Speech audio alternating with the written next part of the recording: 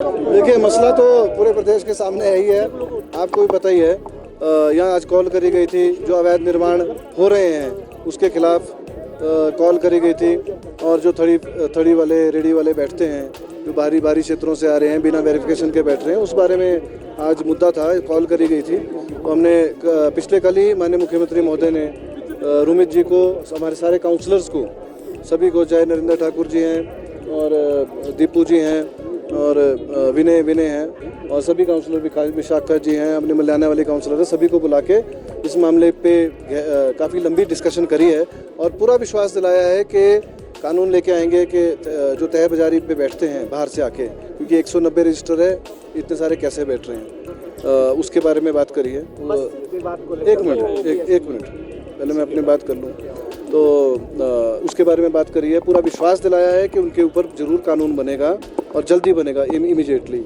और दूसरा जो आप बात कर रहे हैं अवैध निर्माण की बात, मंदिर, मस्जिद या किसी धार्मिक स्थल या किसी मकान की नहीं हो रही है ना, बात हो रही है लीगल कंस्ट्रक्शन और इलीगल कंस्ट्रक्शन की। तो जो इलीगल कंस्ट्रक्शन है, चाहे वो किसी भी रूप में होगा, उसको जो है उसके ऊपर एक्शन होना चाहिए। ये सभी का मत है, सदन का भी मत है, लोगों का भी मत है, क्योंकि उससे एक क्या है कि और तनाव खराब ना हो, कानून के दायरे में रह के इमीडिएटली एक्शन, चाहे वो कोई धार्मिक स्थल है, किसी का भी, किसी भी समुदाय का धार्मिक स्थल है, उसकी चाहे वो है, चाहे किसी का घर है, चाहे किसी की दुकान है, उसके ऊपर जो है legal action as per law जो है वो होने जा रहा है। 5 बारी नोटिस आ चुका, आपने अभी कहा 5 से भी ज़्यादा। देखिए ऐसा है, 5 आगे का क्या लगता है आप इस पे? नहीं, मेरी बात सुनिए। देखिए, मैंने कल विस्तृत जानकारी जो है पूरे सदन को दी है, विस्तृत।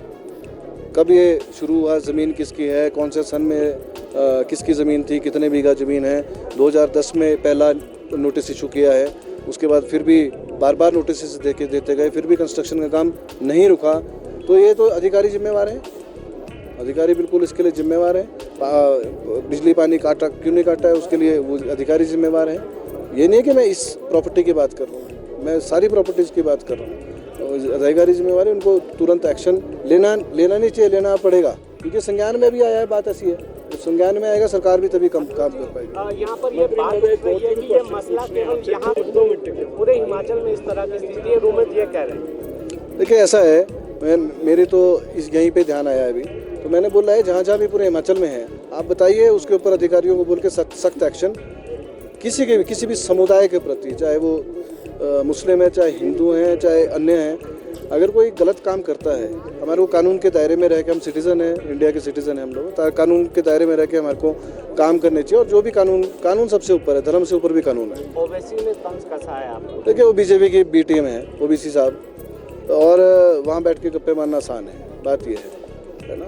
तो गलत को वो भी सही नहीं बोल सकते, वो भी एक लॉयर हैं, बड़े लॉयर हैं, पढ़े लिखे हैं, उनको पूरी जानकारी नहीं होगी तब वो बोल रहे हैं।